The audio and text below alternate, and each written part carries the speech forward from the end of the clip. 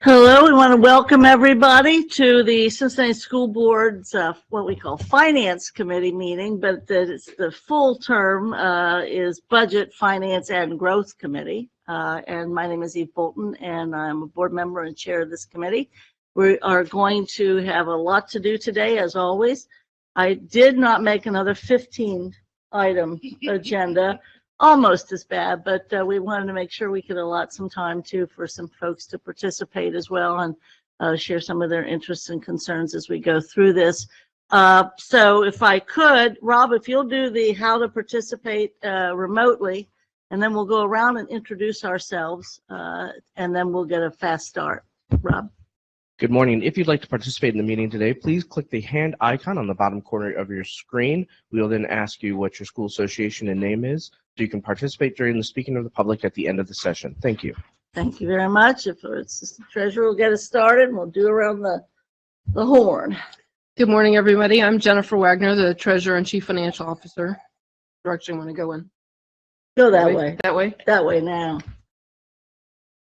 Morning. Kimberly Hughes, Assistant Treasurer. Rob. Rob Wilson, technician.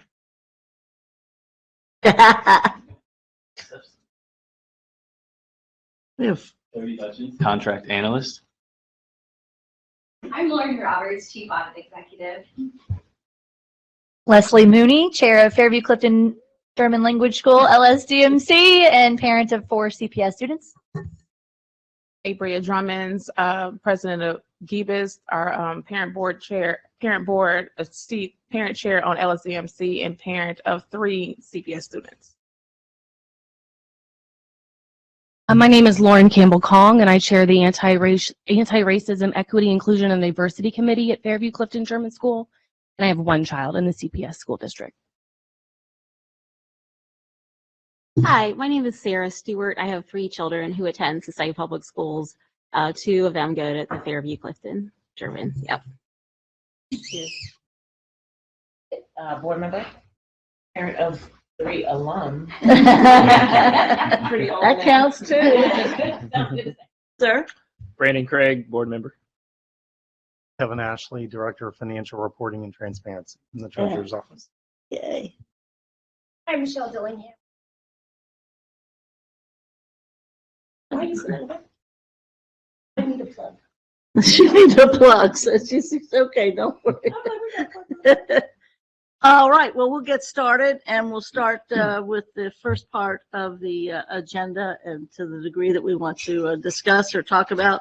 We certainly posted as well the financial reports, revenue, expenditures, and somewhat of a highlight regarding the CRAs. We're going to do this as quickly as we can of what you want to share with us at this time. Madam Treasurer. So on the original or the draft agenda, it said the financial reports were to be submitted in writing, so we don't have a PowerPoint on those. We don't need it. The revenues are up a bit compared to last year due to early collection of property tax advances, correct? Yeah. They never send them to us the same month or each year, and so it's always hard to explain that. So as a result of that, our cash balance is up a little bit higher than it was last year, but it's tracking as expected. Expenditures are tracking right on target in terms of budgeting. And what else? Preschool enrollments. Oh, preschool enrollment's up significantly. So if you'll take a look at your written reports that were submitted, I don't have those in front of me, but. So for January 23, it was 996 students receiving tuition assistance. Wow. Versus 872 last year and 589 the year before.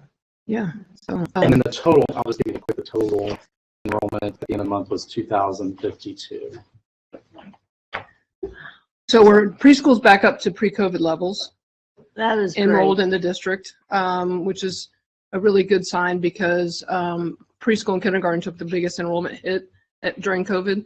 And so we're very excited about that, and the fact that more of our students are being able to take advantage of tuition assistance through the levy.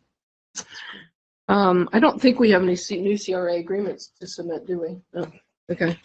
So, Well, questions? Madam Treasurer, while we are doing that, we want to just update and we can have, if it's okay with Ms. Dillingham, just to report back about the meeting that you all had this past week. I think that'd be great if you can kind of come to a microphone. There you go. I was unable to attend due to illness, so it's really a great public update. Yeah. Thank you for the opportunity. Again, Michelle Dillingham with the Cincinnati Federation of Teachers. And as some of you may know, we've been, I use the word fight because, you know, it feels that way sometimes for many years, to draw attention to the impact of tax exemption policy that is set by the city of Cincinnati in conjunction with the Board of Education and its impact on school budgets.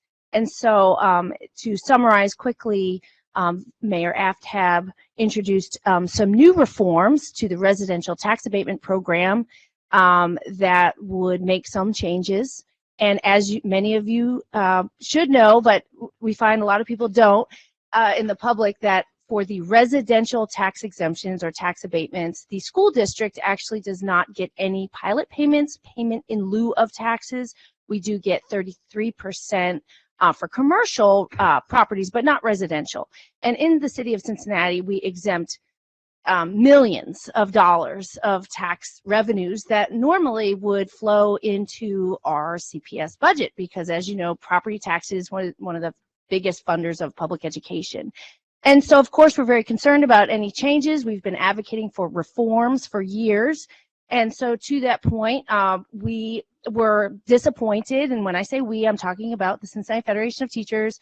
We're disappointed in the proposed reforms. We thought it didn't go far enough. So we've been very critical of that. And we hosted, thanks to the generosity of the nice ILC auditorium, we hosted a public opportunity, and we had speakers to talk about the current lawsuit against the city that accuses the city of running discriminatory tax abatement programs, given the outcomes of these programs and how they disparately have impacted African American versus Caucasian families in our city for decades. And so we had that lawyer come, we had some experts come. And at the end of the day, what we're simply asking for is that the city of Cincinnati, number one, be a better partner to CPS. And I mean, what we've heard is that the mayor and city council and the city administration have not had any formal outreach or meetings with the district on their reforms. And two, that we have asked for an impact study on to explain to the community, to voters, and to all of us the true impact of the city's tax exemption programs on CPS, because again, in large part, we rely on property taxes. Also, we also rely on the generosity of voters to pass those school levies that we're so dependent on. And it's important that we generate trust with our community as we have to approach them quite often to ask them to vote for money for our schools on school levies. So that's the broad summary. In closing, we are encouraged by Vice Mayor Jan Michelle Kearney, who said that the administration, in fact, is going to come out with a more detailed report on what they think is the impact of their policies on our school budgets. We look forward to that. The Equity Committee, where the legislation is said to possibly be passed, is set for Tuesday, February 28th at 1 p.m. at City Hall. We are hopeful that this legislation is paused until that impact report is released by the city. And really, it would be nice if they would actually also talk to our school district as we are so affected by these things. So that's the update. Thank you very much. Sure. I know that some of those conversations have now started and it being lined up about it, but we want to thank CFT and everybody that's been advocating for us and keeps watching out for us because I think that was in part the impetus to get this ball rolling. Plus, we have an engagement and an arrangement and an agreement that needs to start to be renegotiated or negotiated, if that's true, I think, where we are in the very near future. So very active, appreciate the update, appreciate the work. Members have any comments regarding the CRAs or what Ms. Dillingham has said? So thank you so much for the report. I did attend and I thought it was great. The attendance was great. I do also want to ask about and or inform, the city also does payroll abatements, payroll tax abatements. The GE got a payroll tax abatement from the banks. And so while we're speaking about abatements, we also may need to include that into the conversation on how it's not just residential, but it is also other types of abatements that the city awards as well that CPS could potentially be missing out on money. Is that inclusive in the impact study? Well, to that point, thank you for raising that. In fact, residential is only one type of tax incentive that is offered by the city. There are several. There's commercial abatements, there's TIF, tax increment finance projects, and now TIF districts. The Port Authority exempts taxes for any property built on Port Authority property. I'll give a quick example. Some of you may remember the FC soccer stadium is built on Port Authority owned land, and by state law, the Port Authority can only exempt property taxes or sales tax or various taxation. The port is allowed to exempt that for up to 1 year. And so what FC Soccer did is they drew up 30 consecutive 1-year leases to avoid paying their fair share of taxes. And so there's a lot of tools. Some might call them economic incentive tools. And we're not suggesting that no tools should be used. Of course, there's a proper place for incentivizing investment, economic development, and housing in our city.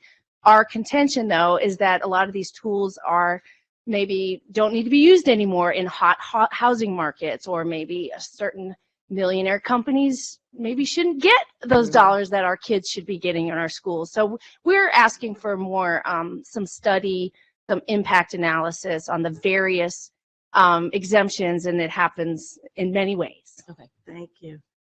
Madam Treasurer? Yes, I just wanted to speak to the FC Cincinnati situation. While they did discuss doing the 31-year leases, they did not do that.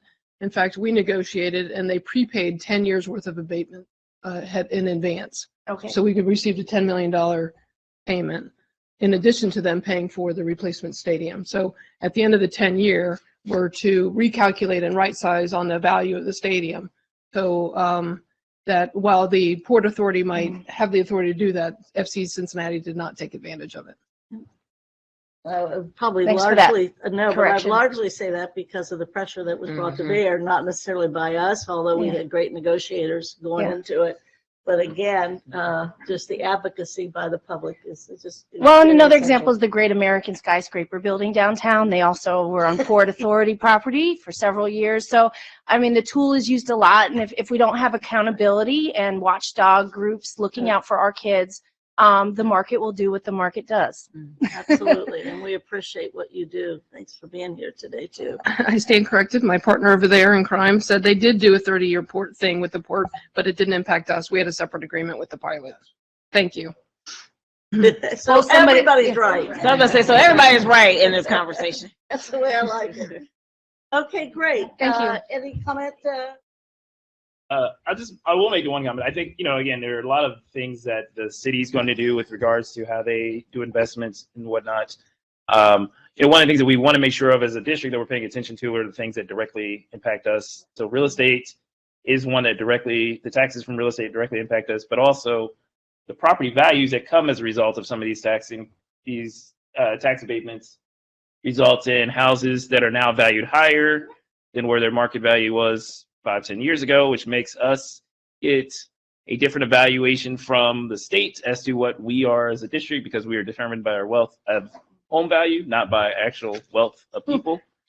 And so it's an important thing for us to think about, an important thing for us to talk about, but I think it also is important for us to find the lines where we as a district have a direct impact from the decisions to put our stake in, because one of the things you can get involved in is getting looped into these longer, bigger, broader discussions that the city will want to do from time to time about the way they operate, that it's a different interest than what we're focused on, which is making sure that our students get the best education that they can and having the funding to do that. It's really just important that we're all rowing in the same direction, regardless how fast we row or not. Any other comments to that? Right, appreciate it. Thank you. Thank you. Great update.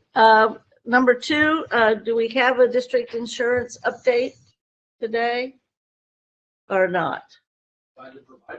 Do it. As long as it's short.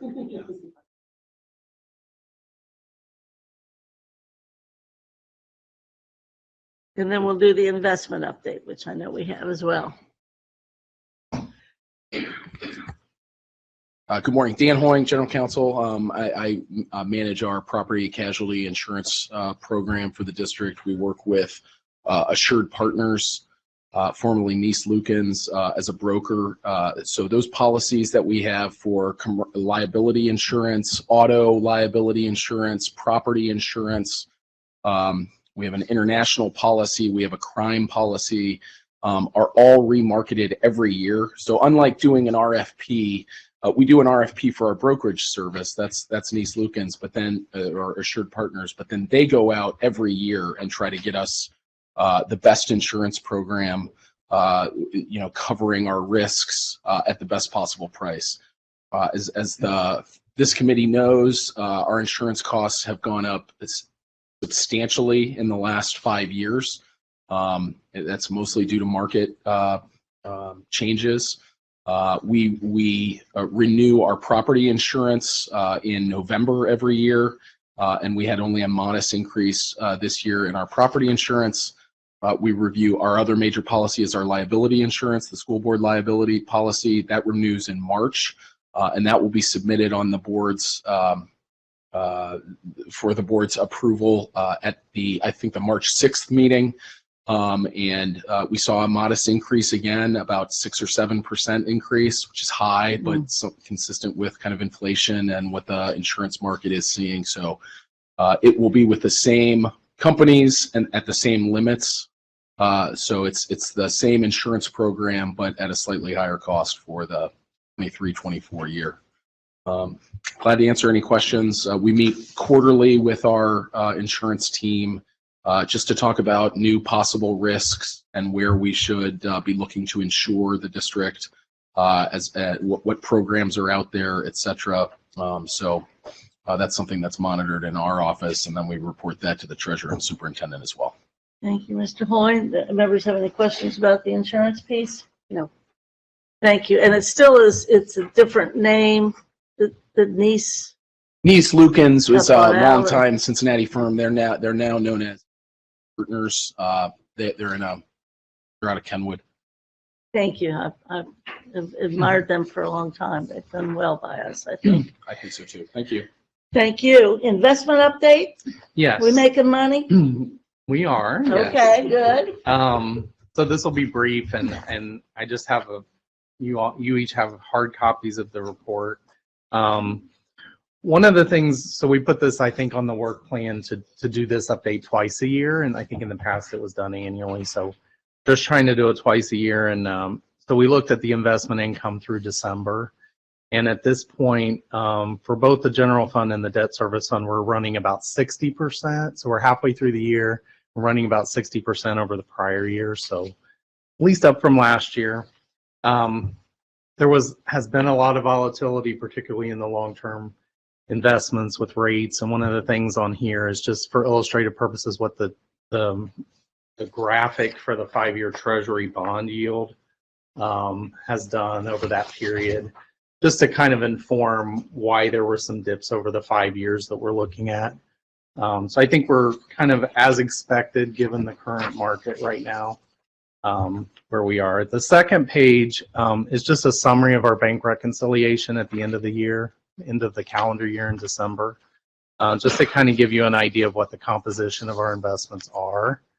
And certainly we have more detail that goes along with it, but this just kind of gives you a high-level idea. Red Tree Investment manages a big significant part of our portfolio, and they service a lot of public clients in the area, and we feel confident in their services as well. So I think that's all I have. Great. Is there any additional comment? No, it's just you can see the dip in revenue, interest revenue pretty coincidental with COVID and everybody suffered the same dip.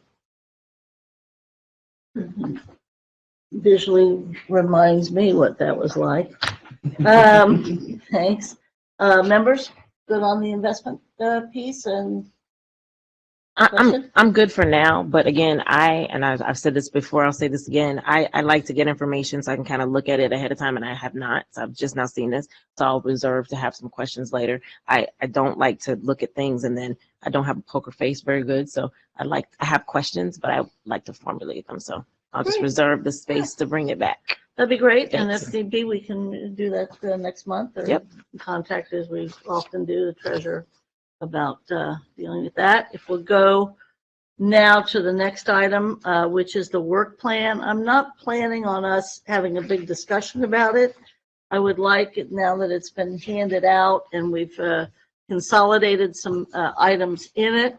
For the public's benefit, each committee has to create a work plan and indeed propose it and get it adopted by the full board before we're really able to proceed. This is similar to others work plans that we've had. We've still do the financial transaction piece at the end. There's also a calendar referencing, and where we are now as the policy committee today just got the assignment regarding protocol and bylaws. Kind of want to put in abeyance so we do have enough time for some of our guests to speak. This still reflects some of our strategic planning from several years ago, and which concluded at the end of last year. So I would like the members, treasurer has gone through the work plan, made some modifications, and I would like to request the members to do the same and see where we need to probably add or diminish or lessen, or as Kevin mentioned, do something twice a year instead of once a year, that kind of stuff. So if we can take the time to kind of look through that, I think that would be great, unless you wanted to add something or make a comment about it now with everything being down. Oh, by the way, if the world didn't know, we were in shutdown, not because of violence in the street or anything at all, but what was it's a complete. You said it like we was shut down. It was the network, y'all. It was the network. The kids was fine. It was the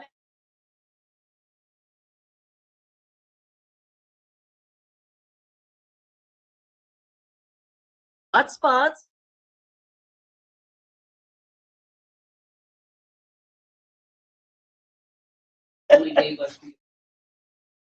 Yeah, that's why we weren't. So we will work through that. But let's look at that, and then also I think you're kind of taking the charge on the protocol bylaw efforts. Yeah, I mean, I guess this is the only thing that I would have is just for us to give it a look at whether or not what's in our description in the bylaws also matches up to what we're planning to do for the work plan, because I think sometimes stuff that's in there is stuff that we used to do that we don't have to do anymore, or stuff that we are supposed to do that's not listed in there. So Yeah, so it's reasonable to think that this is kind of a parallel effort as we go, so different status, but appreciate the additions and the subtractions that have already been made and keep going on that. So we've, if there's no other comment about the work plan. Ms. Bolton. Jen. I do. So I highlighted in yellow questions.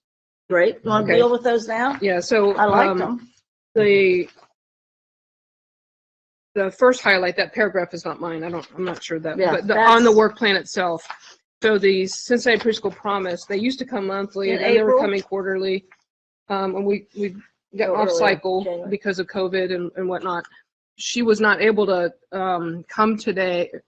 So I think she's going to plan to come for March's finance. But I didn't know if you want to leave it the way it is and just have her do March and skip April and then go back on cycle in August, or do you want to change the cycle when DPP comes? I would like to skip, but we also have, and the reason being, we have the agreement that has to be secured fairly soon, right? Regarding Preschool Promise and us. Yeah. So I don't know how that would, negotiations would fit into what would be on this calendar. What So would this you calendar is suggest? strictly for their monthly financial Mhm. updates and anything like that. So I would recommend doing March and then May because they will be doing some things in the budget that you probably want to hear about before they Yes. go too far along the line. That which is outside of the agreement conversation. Is that good? That makes sense. I would just add, in terms of the discussions that we've had so far, I don't think it'll largely change the stream of payments between CPS and CPP. I think the bigger part of the discussion is how CPP proposes to use funds and whether they're able to use them. I don't think it's largely going to have a big impact on, again, the stream of payments. It will have a significant impact in the amount because we both have outgrown the original $15 million set aside. And we're chewing into that saved cash balance from the first couple years rapidly. And so eventually that savings account set aside is going to be gone. And so we need to make a decision about, are we going to continue to grow? We're going to go back to the public for more money? Or how are we going to fund this expansion, continued expansion growth? So there is a potential for significant financial impact. So are you still recommending the sequence that you just suggested? Mm-hmm. Was it March and May or? Well, yes, March and May specifically for their budget proposals or draft, whatever draft it's in. But then as we restart the master agreement, we'll come back with updates whenever that's appropriate. I don't know when that will be. General Counsel Superintendent, by the way, Public Superintendent joined us almost right after we did all the introduction. So the engagement piece, the agreement piece, moving forward, does May look good or? Certainly, yeah. I mean, we're ready to share sort of our recommendations. Excellent. Right. We actually have our last closing conversation on. Yes. By next week, we'll be able to share our recommendations. That'd be great. Numbers good? Yeah, Treasurer I think as many times, if you're talking about 3 proposals and one of them involves a potential levy, I think as much face time to the public that we can give them about the status and where we are is appropriate. So I would have them come as much as they can so that we inform the public on what is going on our end, what is going on their end. I would defer to more rather than less. That levy comes up for renewal on the ballot in November 2024. So we have good time to publicly engage. So, and I think that we're talking in terms of renewal, but you kind of moved in there with, I won't say expansion, but. Well, the levy is the levy is a $48 million levy. There was a $15 million set aside for the purpose of expanding preschool that we share, Cincinnati Public Schools shares with the Cincinnati Preschool Promise organization. We have both outgrown the $15 million annual revenue cycle. So early on in the levy, we weren't spending the $15 million. So we put that money aside, specifically targeted for preschool expansion, as we promised. Because we've outgrown the annual $15 million, we're starting to use up that savings. And I think it's in 25 is when we forecasted, given certain circumstances during the last budget cycle, when that money would dry up. Right? So we're either going to have to chew into the other general operations budget to support the growth, or find other funding sources. What's the rate that we're using that? Like how much did we save, and then we're using how much per year? So I don't remember all the numbers off the top of my head, but $7.8 million was the first year of collections that we didn't spend because it was a half year. So remember, property taxes are on a calendar year, we operate on a fiscal year. And then for the first 2 years, CPP underspent because they were in ramp-up mode, startup mode, right? But next month we'll update that forecast with year-to-date expenses, and then we can So that it's a spreadsheet that Kevin does, and we'll bring it back at the next finance committee. Okay. To be a little bit more articulate about it, but That would be helpful for me to see it in writing. I remember having conversations where they had not used years ago, where they had not used everything. I didn't realize that we were chewing into and it's a good problem to have. I'm not complaining. I'm glad that we're expanding, but I want to see the numbers. And I think that if we owe that to the public to show them those numbers early so that we can, even if a year from now we ask for a levy, we can justify that we've been engaging with them. Yeah, and those are generally in the monthly numbers that Kevin does with us, Yes. right? Yes. So, because I know we have some of it in the included documents that are on board docs with some of the monthly things, and been the long running conversation that we've had for probably not the last 9 to 10 months about since we've been renegotiating a contract as to what portion of the funds that are going to be raised beyond that get used first, so that we are not going into that over those savings dollars. We've had that conversation several times. right. So this year is the first year that we've gone above that $15 million. And this year's budget combined was $19.5 million. Okay. So I thought we were. And again, we've tried as a goal not to, and certainly to tell the public, rightfully so, that we prefer no new levies. I mean, a renewal is one thing, and that would be still within the 5-year forecast that I think we're trying to adhere to. There's also the philosophical piece about how much public monies are going to be used in an effort to provide for private providers. I mean, there's an issue there, and I think we've addressed the preschool deserts that we had when all of this started, the fantastic community effort that was raised, and all sorts of stuff. But also we have to say, when we look at it, are we adhering to what the original promise was? Whether it's quality seats or two stars, 3 stars, whatever. So there's a lot to discuss. So I think it makes sense that we would be discussing it. Yes, ma'am. I just wanted to remind the board and the public that the state of Ohio does not fund preschool through our state foundation formula. And so we have to be very careful about the expansion, because what we don't want to do is start taking money away from our K-12 kids to fund preschool. So it's a challenge. And I will remind the public that this district was providing for kindergarten long before the state of Ohio even found out that there were little kindergarten kids. So we've been kind of ahead of the game the whole time. Yeah, many districts are still doing half day instead of full day. Yeah. We're trendsetters. We are trendsetters. Yep. Okay. So what was the final? I'm sorry. Can we get back? What was the final? We said March and May.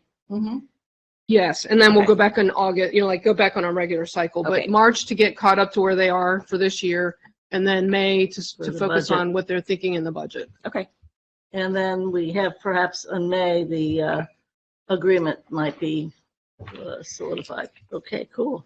Well, let's go on now to item 4.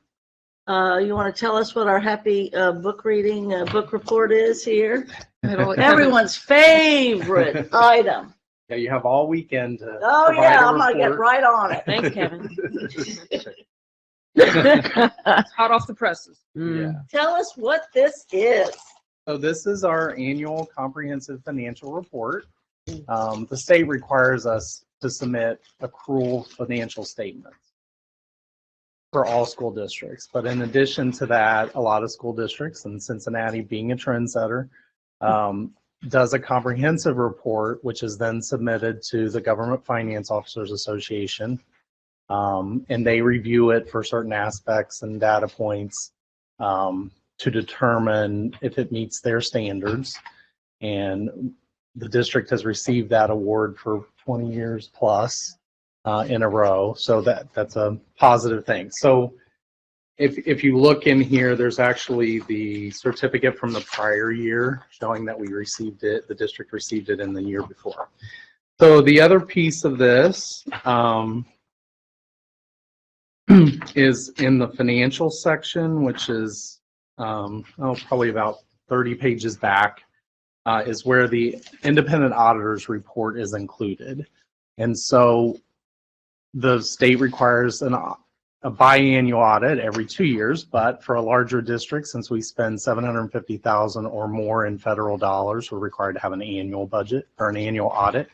And so this opinion is on the financial statements and on the ACFR elements as well. This has been submitted to GFOA for consideration. It is in essence a public document now. The state auditor's office, I'll go into, there's also, they issue reports on compliance, internal controls, federal compliance, federal internal controls, our federal schedule of expenditures, and all of those things are in a supplemental report that will get released once the state auditor's office has done a review of Plattenberg, who does the audit. Once they've done a review of that. The deadline for that is probably the end of March, so the public release will probably come then. We do have the auditor from Plattenberg coming to executive session on Monday, go over the results. Spoiler is there's no issues, no significant issues. Clean audit opinion. Yes, yes. Congratulations. So the other thing I just wanted to recognize too, obviously the treasurer, assistant treasurer, treasurer's staff, superintendent staff, really give a lot of information to build some of the statistical tables at the end. And so I just kind of coordinate gathering all of that and helping the firm put those together. But I do want to recognize all that support and appreciate that support. Great. Treasurer staff, treasurer. Good teamwork. All right. Great, great. It's also the greatest number of people that ever come to any of these board committees. So we're always happy, always happy to see everybody. Thank everybody. We're very fortunate. Any comments? Just briefly, two things. One, I think this is tremendous that you all provide us and that it's in the book. I know a lot of the places do not do monthly displays of it. But I think it's a lot of great information, and for folks to also recognize this is the fiscal year ending in June of 30th, 2022. So, again, that's recognizing the work that's had to be done to compile all this information since the fiscal year ended to really give a detailed set of information. The only other thing is that I didn't see Eve Bolton's picture anywhere in this. I feel like y'all missed a chance. I agree. I want. And for next year's book. Yeah, we can have that. Yours. Yeah, take that. Yeah, Kevin. I just want to say thank you. I don't think you can hear appreciation enough. So thank you so much. I know this is super, super hard work. Even to collaborate and collect the data, it's hard work. This is really, really thorough. And so I'm happy to pass this down as long as you pass me back my book so that you all can see this and see what we're. Can you pass this? But thank you to everyone for all of your hard work. I did see my name on there. I was like, oh my gosh, they got everything in there, the government name, every time that it expires and everything. So, it always makes me nervous when we're accountable for things, but you all do a great job at making us look great. So just a comment, if anybody actually reads it, this is a modified accrual system. So we operate on a cash basis. So we recognize revenue when we receive the cash, recognize an expense when we pay the bill. This is modified, and they forced us several years ago. How many years ago did they force us to start recognizing the pension liability? So the pension, so teachers in school districts pay into the state retirement system, right? So there's a liability for when you all retire, we retire, that the state has to pay us for our retirement. So it's the state's debt, not ours, because we've already paid the state that money, right? But they make us recognize the liability in this document, which confuses everybody because it's not. So like, is the state really going to shut down and then the district has to pay that bill again? So I just wanted to lay that out there that I remember a couple of years ago, the audit committee, we spent almost an hour and a half trying to explain it to them. And so I might be conveniently absent at the next one. But I just wanted to say it's a modified accrual system, and it's a little confusing because of the pension liability. There was a new requirement this year that delayed everybody's audits, and that they had changed the rules on how you recognize operating leases. And we use a lot of operating leases to fund our technology refresh. So the 35,000 student laptops that are out there, that kind of stuff. And so those are new requirements. So every year the state auditor comes out with these new statements and requirements. And so we are always compliant. Wait, you also, thank you to you all, but you also mentioned audit, and we have our auditor here too. So thank you to you too. I'm sure that this is a stressful time for everybody. When you start talking about money, taxpayer money, millions of dollars over, with commas, that's a lot. So thank you. Thank you. The other layer on the pension information is not only do we have to include that, but it has fluctuated significantly in the last couple of years. So one year it really increased our assets, and the next year it decreased our assets. So to add just another layer to that piece of it. Thank you. All right. I think our next item is first kind of an overview of where we are in the budget development, specifically as to how far along are we on school budgets, how far along are we on central this budgets, and then also maybe I think you're going to give us a little bit of a where we might be on our contract review briefly, and then I think we'll use this opportunity also to have some of, rather than waiting till the end of the whole meeting, probably have our guests kind of share their concerns and their interests. And Rob, do we have anybody at? One speaker. Okay. Okay, great. Well, we'll do this, and Jen and Superintendent, if you can get us up to date as to where we are on school budget development, the central office, and the contract review that you all have been engaged with. So if you want to flip to the first slide there, please. So just to give you, just in general, we kick off the budget cycle every year, the operating budget cycle every year in October with the official October enrollment. And we use that data to start projecting the students for next year by school, by grade level, and by condition. That data is fed into a bunch of staffing formulas. Those are sent out, and we go through an iteration of corrections and appeals and additions for equity. And we've been through the base staffing allocations, the equity additions, the staffing appeals, and all the corrections and adjustments that needed to be made. We are now in the process of updating the PAM choices. So schools, depending on the number of load-bearing teachers they have, a load-bearing teacher is somebody who gives grades. Like one example of non-load-bearing teacher would be an inclusion teacher that's in the third grade classroom with the third grade teacher. Okay, so for every load-bearing teacher, for every 7 load-bearing teachers, the school gets what's called a PAM allocation, PE, art, and music, technology and library. And then they tell us back, so we just tell them the number of FTEs they get, full-time equivalent employees. They tell us what how they want to allocate those out by subject. The ILT, the LSDMC are supposed to do that.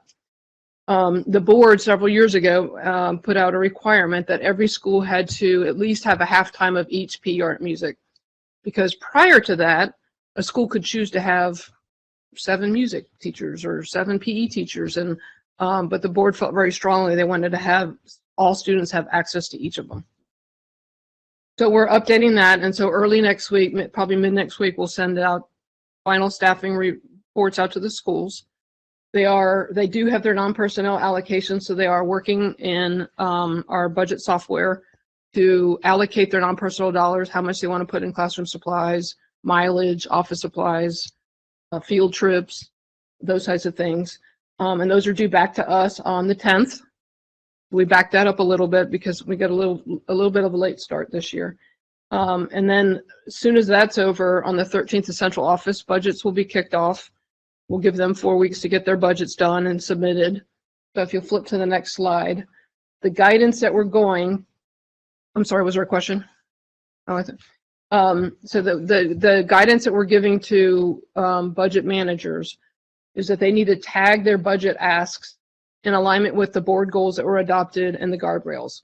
And so we're setting up, Mike's team over here is setting up the software system so that if I put a line item and I want to use vendor XYZ to do something, I have to tie it to an initiative. So that way we can track and report out to the board and to the public how we're spending our money on those initiatives, and then we can do return on investment calculations. So it's all building towards an end. And then everything, of course, is looked at as in terms of an equity lens. And a lot of the staffing formulas that were put together this year, in addition to the base formulas that are dictated by collective bargaining agreements or state and federal law, were determined based on student needs, academically or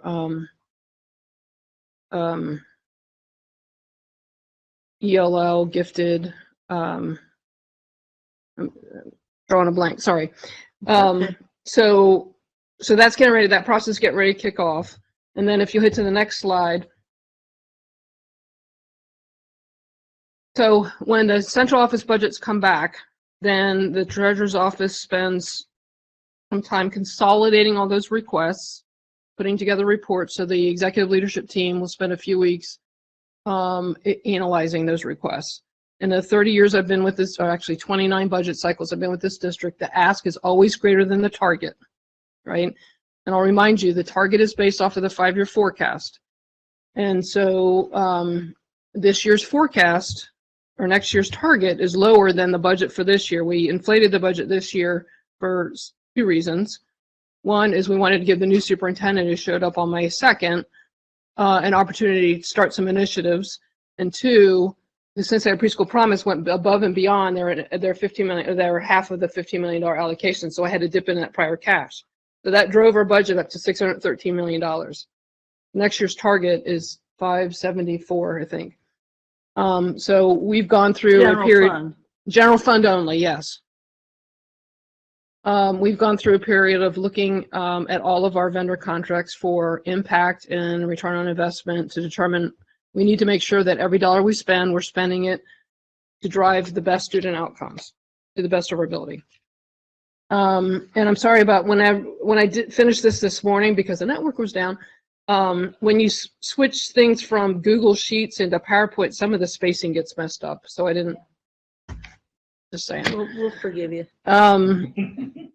So where do we go from here in terms of the executive leadership team goes through and they determine, okay, well, we can't fund this at this amount. We got to do it this way, or we're not going to do that, or whatever the recommendation from the superintendent. It is the superintendent's recommendation to the board to adopt the budget. Although we partner very closely, we have a lot of conversations together. I'm anticipating the first draft to be at a board meeting on the 24th, given all the timeline, and then all the opportunities that we have to come in front of the board and do public engagement on specific topics. And so I was going to recommend that we identify which topics we want to talk about, so that it's not just one 4-hour presentation that it's hard to digest. We can give like a high level, this is where we are against the target, here are our challenges, and then at the other meetings we can focus on this is what we're doing with ESSER, and this is what we're doing with the title, and this is how we're handling equity, that kind of thing. And I think that's all I had in terms of the budget or where we are right now. Thanks. So I'll pause right there. If I could just say something real quick, we'll go to the superintendent. This period of March and April, I know generally the budget is voted up or down in its entirety, which is where you're aiming for. That's what we try to do. But the issue is before we see what it is you've got to give us the vote up or down, the need for the board to, and the community and whoever, to help guide what we want to see in that final effort. It happens in these months that we're looking at particularly. We did the goals and the guardrails. Right. And we've also done a number of other things of what we, value. But really, it's really before we see that final draft or the initial draft. I want to know what April 24th is. That board meeting, is that your initial draft, or are you presenting, would you be presenting as that the final budget? So go ahead. I was going to say that my intent was that's the initial. The final budget doesn't get presented to the public until June 26th. And that's when the vote would take place. And the board adopts the budget through an appropriations resolution. So the general fund is $575 million. So you approve at the fund level. Mm-hmm. Okay. So the process that we followed in the past is in June, we have had a series of public engagement, public presentations as we refine the budget through typically March through June, and then the board votes. By then, most of your questions have been addressed and answered and whatever, and then we adopt the budget then so that I can start making payroll. What? From members before we go to the soup? So I think, Jen, you've been able to answer a little bit of my questions earlier. I shared with you, and I'll share this publicly. We look at everything from like an overview, but there are some significant things in the I won't say the weeds, but in the line items in the grass that I'm very interested in, particularly staffing on a school level. That's one area that has been very, very contentious for the community. And I don't mean like one or two. It's been extremely contentious that I'm very interested in. So I would like to see particularly school budgets. And what I'm looking for is where they were, what you're proposing, and where their final is with regard to title funding and whatever their final, whatever, wherever they're close to, because I'm kind of interested in that differentiation. And it could be from a staff level, it could be from an entire budget level, but that's kind of what I'm looking for. And I don't know if I would get that because it's really not your budget, it's your budget. So you're just managing the money, right? Is that what I'm understanding? And the process, right? right. The process. So that's what I'm interested in seeing. I don't want to just see a number in totality. I'm like, how did we get here? Is what I'm looking for. So your interest would be, if, as Jen has mentioned, individual topics or buckets that are part of the budget. You're one that you would be looking at, or you're talking because I'm school budget. Well, the schools, like how the end goal. Let me back up again. When you present me stuff in real time, then you're gonna have to get the non-poker face. So I'm wondering, I like that we're tying things to the goals and guardrails, but there are other expenses that we're making moves on that are not necessarily tied to specific goals and guardrails. And I'm wanting to look at the picture in totality. So, hey, we've got, let me just say, 600 million. Last year, we're down to 582 million. Where did we cut that? And I'm not going to see that in just looking at a bird's eye view of an entire budget. I want to see where the cuts were made. Yes. And if that is in staffing, if that is in facilities, where are those things? And so I'll say it that way so you can tell me how I need to see that. But that's what I'm looking for, the differentiation between last year's budget and what's being proposed this year, and I guess an itemization of those different factors. Superintendent? So a couple things. That piece, thank you, Dr. Moffitt. In terms of the allocations, because I think I hear a couple different things, so I want to make sure that we are on the same page with what it is that you're requesting.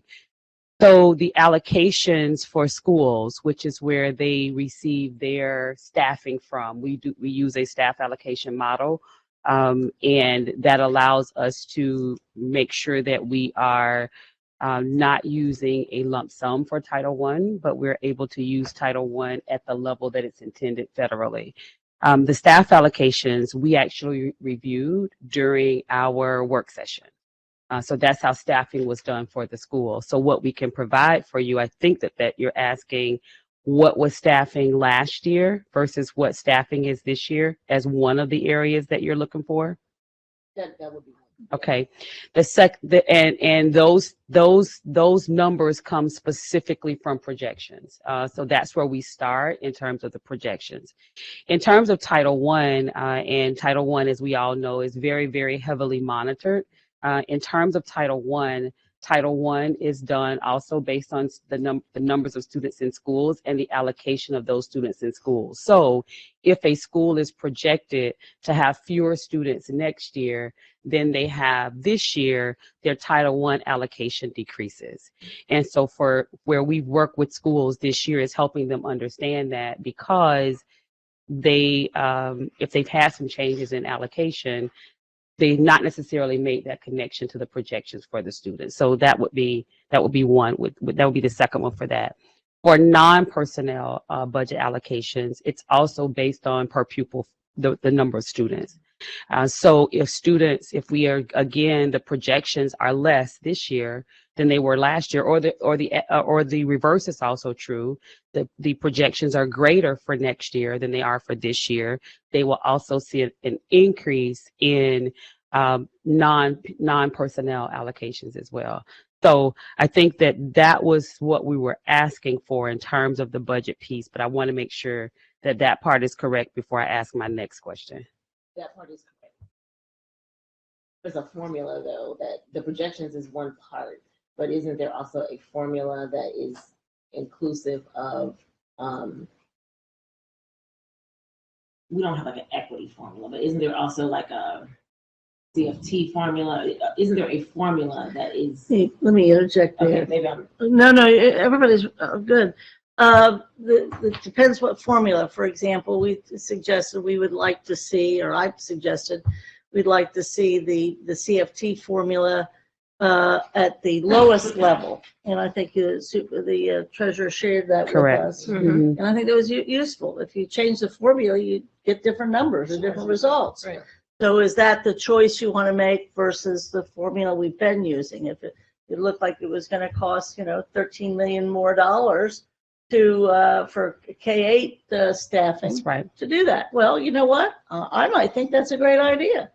But that means there's $13 million we can't use someplace else. Got it. No problem. So it does depend on the formula. And there's plenty of choices. It's a big problem, but yes. It's not a problem. It's the same pot of money. It's the same Yes. pot. It's a matter of priorities, exactly. That totally is it. It's choices that we make and what we're trying to do. So as many choices as we can have or whatever, that would be cool. It's a matter of priority. What's the priority? They were talking about the how the class size ratios is what they were talking about. So the priority is class size version. Well, we don't know if that's a priority. Oh, okay. If we want to make that a priority, then you use a different formula than we've been using necessarily. If the other form, whatever. But let me go to Mr. Craig real quick, and then I'll come over there. I think it's important to also just recognize, and I think this is maybe a little bit where Superintendent will talk about it in a second, but all of this goes into, we have a finite set of funds for the district. Right. That we at some point, everybody's going to request more than what any formula will ask for. And the reality is that we have this limited finite set of funds that we then have to go back and somebody is not going to get something they want. Yeah. And that's just the reality that we will be faced with, and it's the hard decisions that you all elected us to make, and those are hard decisions that the superintendent and the treasurer have to do with when we look at our budgets. And we made those same decisions, tough decisions last year. We make them the year before, keep making them, all the way back. I don't know, there's been too many years where we've had more money than we've had, more money coming in revenue than we've had expenditures, Right. or at least things that people want us to spend on. But still have more money. Right. And still Everybody wants a million things when we have those funds. I think it is important to recognize when we're doing our budget, though, that there are some things that we have that are, we have formulas that will give us an amount, and that still has to then be addressed to match up to what our total expenditures will be for that year. So like, even if we do the formulas, even if we say these are hard line things, there are some things that we then have to figure out, okay, what are we taking from to get to there? What are we adding here to make this work? That's a part of that budget process also that will come to the board. Mm-hmm. That'll be part of that board discussion that we come back to and say, hey, we've used this formula, but this is what's going to result from doing that. That is not going to happen today. It'll be over the next few months to be done. And so I think that's an important part to also keep in mind, is that the priorities that we are setting and the information that we're getting is still projections. It's still things that we're having to figure out to then make the discussion about what are our priorities. So nothing's been set in stone at this point. The more we collaborate, and the more we're, open to what the vision may be, and the more we stay true to what we've set as important, the better the end result will be. But you all know, I say it again, I think we should be passing a budget in August, not in June. Is this presentation But- online? This online? Yes. Yeah. Okay. Let me go over here. I'm sorry. Oh, Let me I go real quick. Get some questions for defined understanding. Process that you're talking about, Mr. Frank, is that a transparent process that's open to parents, teachers, taxpayers? Is that an open, transparent? It would be a process that, like as Jen was describing, they'll come to the board meetings with information, and there'll be plenty of opportunities for folks to give feedback, to give comments on. Algorithm you use.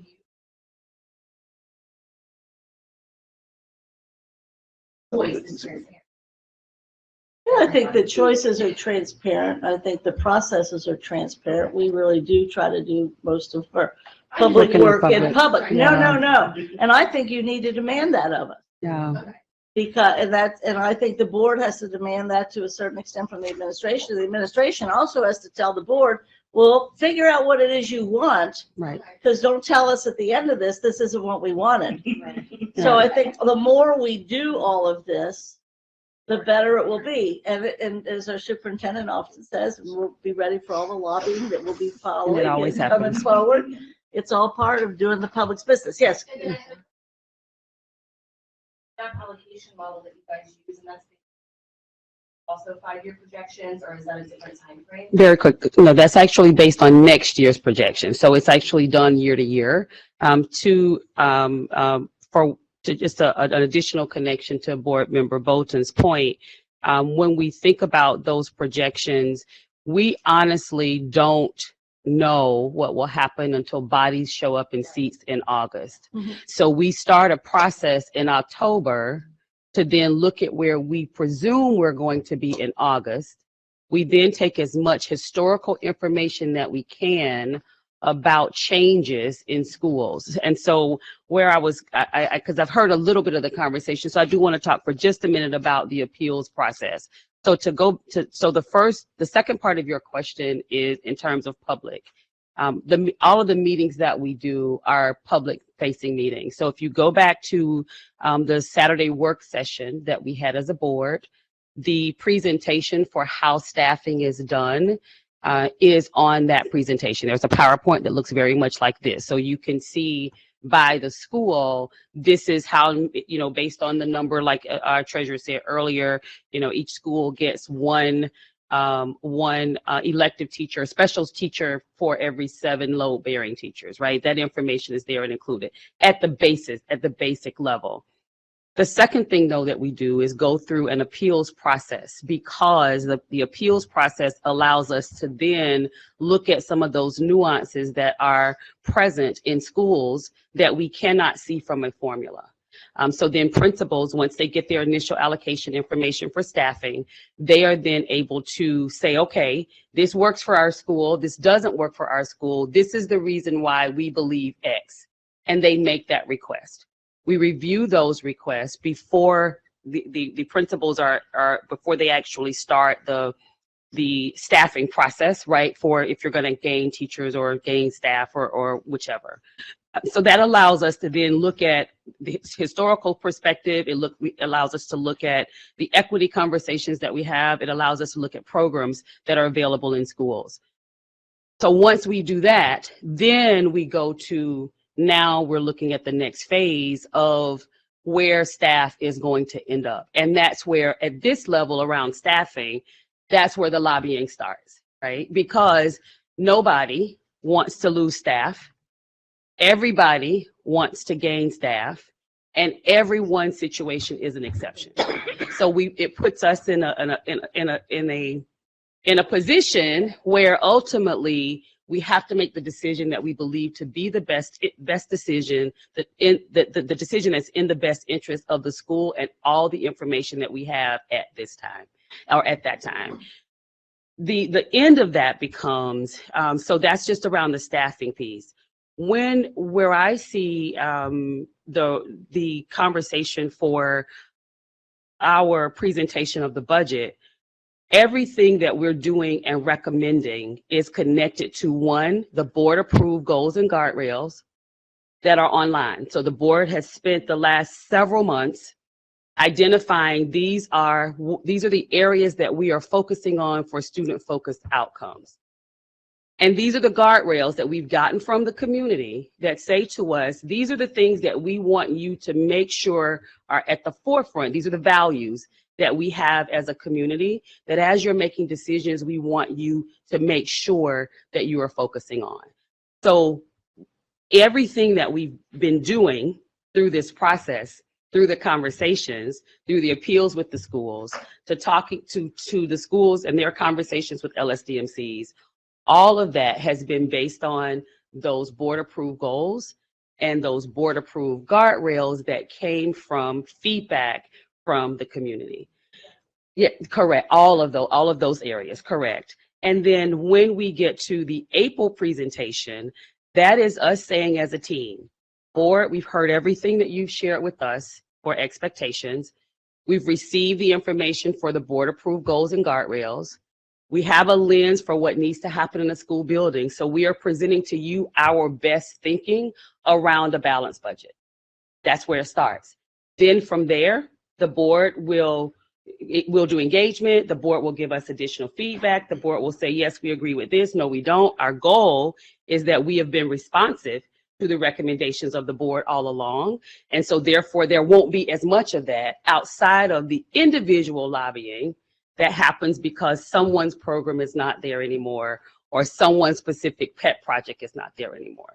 So we really believe, and we did have an opportunity last year to move through that process. And I applaud the work that was done with our team and the support that we received from the board, because we got to a board-approved budget that we all felt good about. Now we're going through that process again this year, but we also have historically the information that's been provided to me from the time I walked in on May the 2nd, and now the board-approved goals and guardrails. So if that's helpful to kind of bring all of that together, then over that 2-month period, then at the end, the board makes the ultimate decision as to what happens in terms of the budget. You're welcome. What I'd like to do after the treasurer speaks, then I'm going to go over here and we're going to hear from the folks that are here.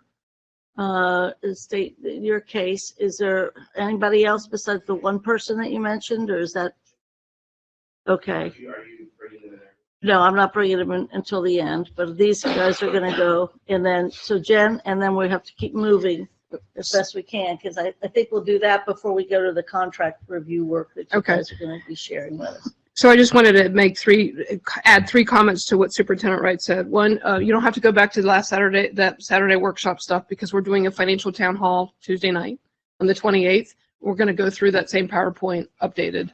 Okay. So, and then you can provide questions, feedback, join in. We want it to be very conversational rather than at a typical board meeting, I stand up at the podium and do presentations. The second thing is, which I suspect because Fairview is a magnet school, once we do the projections and we get through the magnet application process, if we see the applications are much higher than the projections, we will make adjustments. We monitor what's happening while we're doing the budget cycle. Then in September, when we go start school, after Labor Day, we start looking at where the students actually showed up and what the numbers look like, because sometimes the 4th grade class might not look like what we projected because the 3rd graders promoted faster because of summer school, right, or something like that. And so we will right size in September as well. So there's several opportunities to make adjustments. So I just wanted to add that to the process.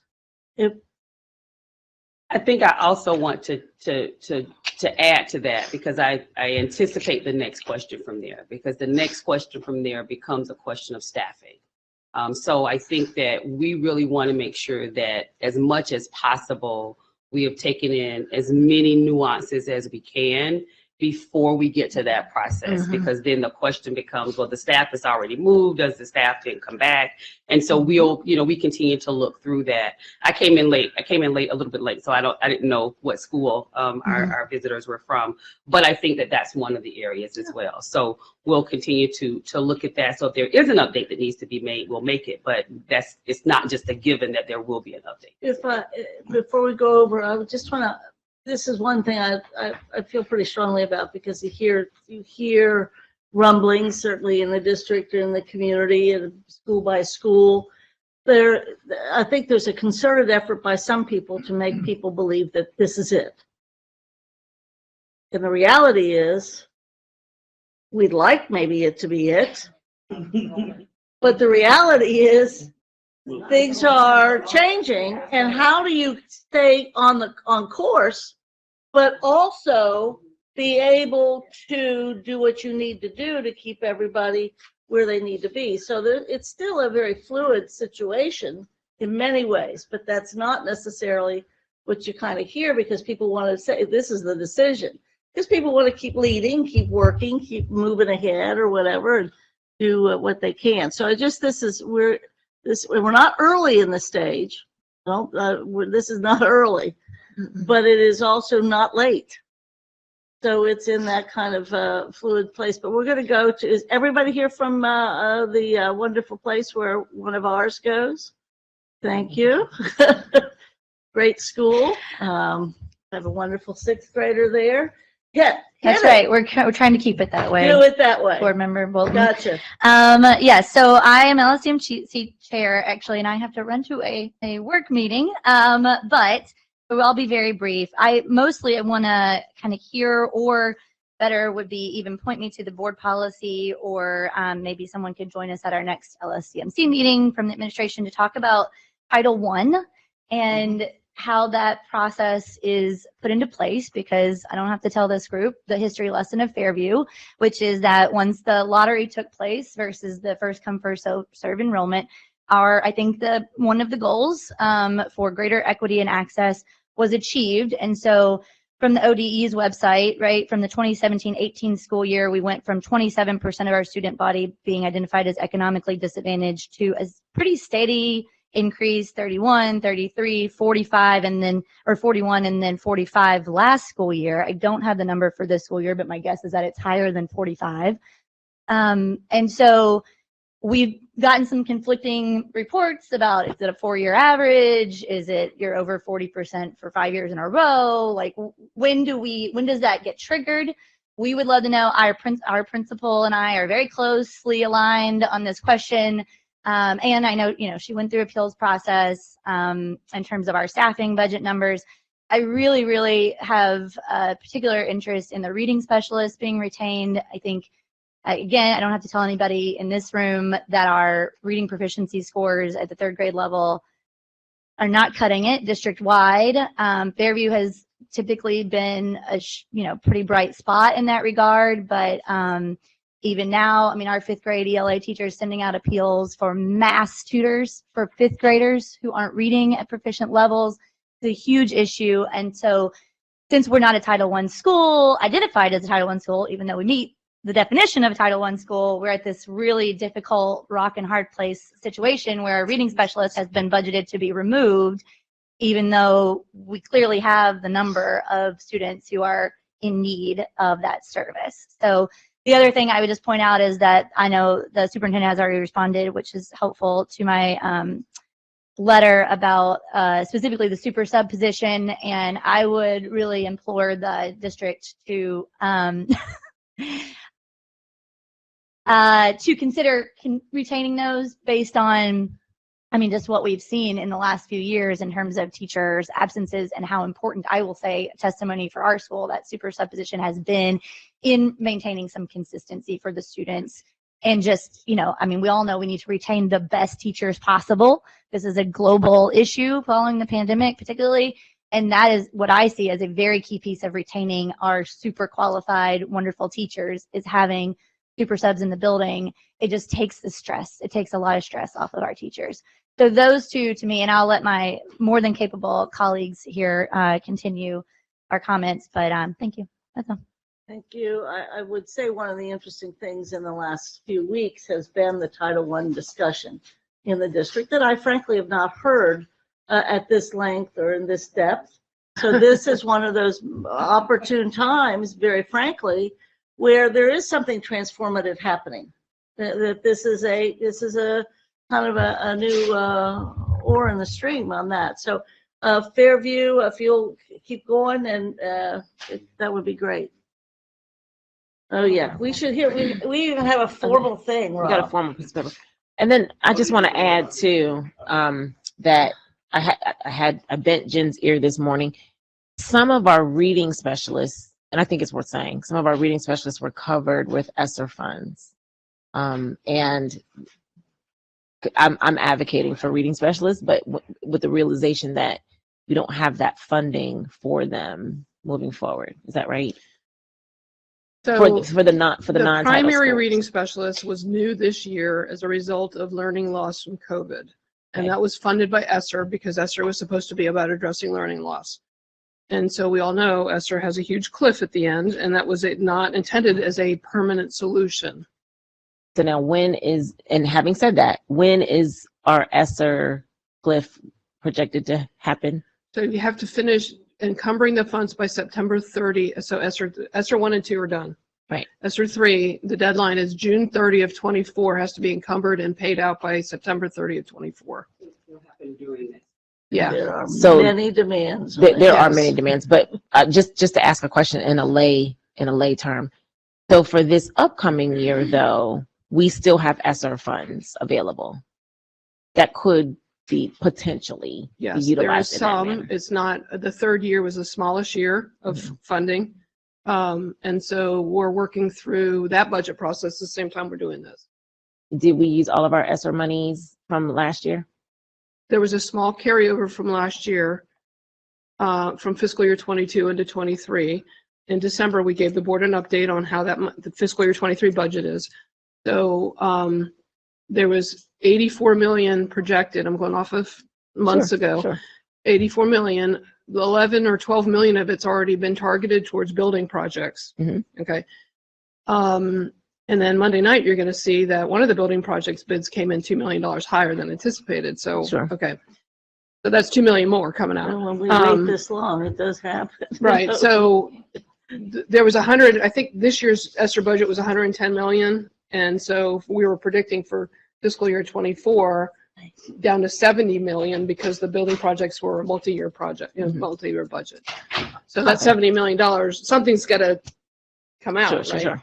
I am going to move on if we have more Fairview folks to participate. Thank you. Yes, my name is Abria Drummons, and I'm a Fairview parent. I'm on the board, parent board in LCMC, and my thoughts echo Leslie's regarding budget cuts for Fairview staff next year. We're set to lose, I guess, a reading specialist, a K through 3, and a 4 through 6 in our super sub.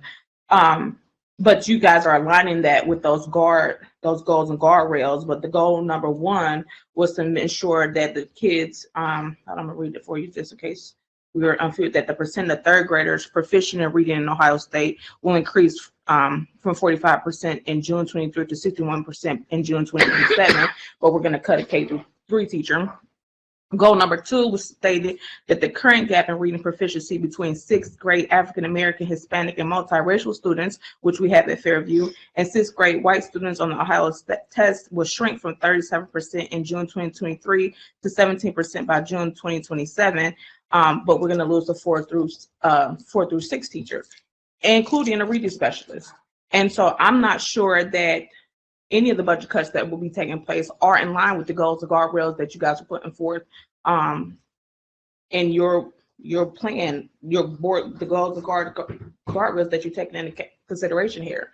I think it's a heavy injustice to Fairview's community, as we have been stating I've been stating all year, that that the way our intake process is that we cannot replace students as they leave. This has been an issue that has gone forth, that I've brought up numerous times, that has not been addressed. Nuance, right? It has not been addressed. And so there's no way for us to gain students when we lose them. So if we lose students, you can't say, let's project to next year to see how many students we're going to have, if we're projected to lose students every year. So every year we're going to lose a teacher, lose a teacher, lose a teacher, until we're to the point where this magnet school program is no longer effective. Okay, so what are we gonna do? We're gonna disperse Fairview and then send our kids back into community schools that are failing us still? I think we have, most of the parents now are in lottery positions.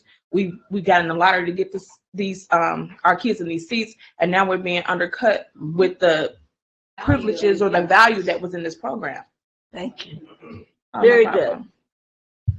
Well, as I said before, I'm Lauren Campbell Kong. I'm the head of the Equity, Inclusion, and Anti-Racism Committee at Fairview, which is a subcommittee of the LSDMC and was mandated by the Cincinnati Public School District. So I find it slightly ironic that I'm here because ultimately this is an equity issue here at Fairview. And the fact that I have to go back to the board that mandated such a committee to ask for such equitable thought processes to go into decision making, I'm having some serious cognitive dissonance with it, right? That being aside, and that being said, you know, Fairview post-lottery, I am a post-lottery parent. Fairview has been struggling since the lottery opened. Those teachers and the staff were not necessarily given resources to mandate and to help with those changes, and they're doing the best that they can, but they are stretched very thin. And going back to some of the ways in which decision making is made here at the board level, you know, I see 5-year projections being made from financial perspectives. I see that preschool enrollment is at the highest that it's ever been in 2 years. I've sat at LSDMC meetings where our community partners have stated that we have more preschoolers signed up to come to Fairview from the Rising Stars Academy on Vine Street than they've ever had before. So the influx of children who will be coming into this school is only going to increase at a kindergarten level. And then that's going to follow the school through the next 6 years. So again, there's a cognitive dissonance to say we're going to look at a 1-year projection to make a staff decision when I'm hearing 5 years decision markers for everything else. And that just to me seems a bit odd. Again, I'm new at the table. So I'm just trying to better understand how the decision making, especially with evidence-based data, is made. Ultimately, if the projected incoming children are more diverse, which was the entire reason this school was open to a lottery, and we don't support the teacher, staff, or parents to provide help through that transition, I would argue as a parent in this school system, y'all have failed me and my child and my husband, because he's also a part of that, right? And so I'm interested in like historical information. I'm interested in what, again, the defined understanding of how these decisions are made moving forward with a 5-year, 1-year, 7-year projection, like whatever their projection is. But the nuances of Fairview are that the lottery has upended them. To take staff away from them at this point, I can't even imagine what would happen there because they are so stretched so thin now. The principal is talking about having German teachers now do other homeroom things. I mean, I know our principal is looking at trying to address some of these things. But again, like it comes down to equity and the irony of being an equity committee head that was designated and required by the district is slightly disturbing. But again, the nuances of Fairview. We cannot get students in post 3rd grade due to the language. It is a magnet school. People have to sign up. And I just hope a lot of that nuance, the nuances of the school go back into the decision making when it comes to budget. Thank you. Can I add Crucial stuff real quick. Yeah, I'm sorry. Can I add really quickly that the grade level that we're talking about that that's driving the budget cuts at our school is that COVID, that really high impact COVID year. Yep. Okay. And that anomaly, I feel like in all of society and even when we're talking about budgets and all this other kind of stuff, we're COVID-19 and all these dollars and funding and everything and stuff, but now we're ignoring those children now. And so at Fairview, these children are going to be left out because now we're just going to rip the veil of protection from COVID-19 away from them. Thank you. I think that's important. Yes. Do you have something to add? Yeah. And historically, if I'm remembering correctly, Fairview's like their enrollment's been pretty steady, and we usually retain kids from year to year. But with COVID, like a lot of other schools, we lost kids. We just haven't been able to replace those students in grades that were above 1st grade. But historically, we've kept most of our students, which is great. And then I just have a short statement to read. I'm a little nervous, so I'm just gonna read it. Go ahead. Yeah, and I'd like to thank everyone for being so welcoming. I appreciate that. Yeah. So as a parent with 3 children attending Cincinnati Public Schools, 2 of them attending Fairview, I urge you to consider maintaining at least one of the 4 proposed staff reductions at Fairview. As an individual who works in a public school district, I know district administrations and school boards are forced to make hard decisions in regards to staffing based on changing yearly budgets and funding. Based on Fairview's report card data from the 2021-2022 school year, about 30% of our students in grades 3 to 6 score below proficient on the English Language Arts state test. This is about looking at like what our enrollment is this year, so that is a little different. This seems like it's about 109 students. And then if you add the students in K to 2 that remained off track in early literacy, that's for the 21-22 school year, that was about 32 students. And this equals about 141 students who would benefit from the instructional consultation of a reading specialist. So like, and I know like staffing decisions are really tough decisions, and you only have so much funds in the budget, and it's difficult. But if we can maintain at least 1 position or even 2 of the positions, that'd be great. But I think the reading specialist, like from my perspective, is really important for our school. Which we could possibly get if we Don't negotiate against yourself now. Oh, no. Okay. I'm not, but I'm just saying that Title. Yeah. And I don't know all the ins and outs of Title I. Like I know there's federal requirements and there's things with the district can have make choices. And, yeah. Reassessing, but I think it's important that you're here, and I know that there's going to be more and more schools, and we're probably going to have to step more whatever. But the appeals have come through the administration, and then there's been reaction to that. But there's also this wider sphere of appeal, or as the superintendent mentions, the lobbying. And you've raised a couple of things that are unique to Fairview, and also unique to how the numbers have impacted. Certainly the COVID numbers impact everybody else, or some numbers get frozen. I know part of that Title I, there's a year that it's kind of frozen in place, and so that's kind of screwed people up a little bit too. But I would say this has been very helpful. Rob, we on it? Yes. So our speaker is also on this topic, so I didn't know Great. if you wanted to Yes. just get that. Said at the end of them. So Nick, go ahead and come on in. You can activate your camera and your microphone. So, and thank you for the giving me the opportunity to speak briefly this morning. I appreciate all the efforts that all of you do. It's a large task to deal with the annual budgets and staffing. As a relatively recent relocator to Cincinnati, we had the good fortune of our kids to get in the lottery to Fairview, and I've been very pleased with the school. But obviously still concerned with these proposed budget cuts. I would, advocate that there'd be no staff reductions at the school. The one thing I did want to ask is, there's this discussion about appeals and appeal process. Obviously, as a new person relatively here, I'm not aware whether that's a public process, if those documents or appeals or the rendering of those decisions are available to the public and the taxpayers, but be curious about that as well.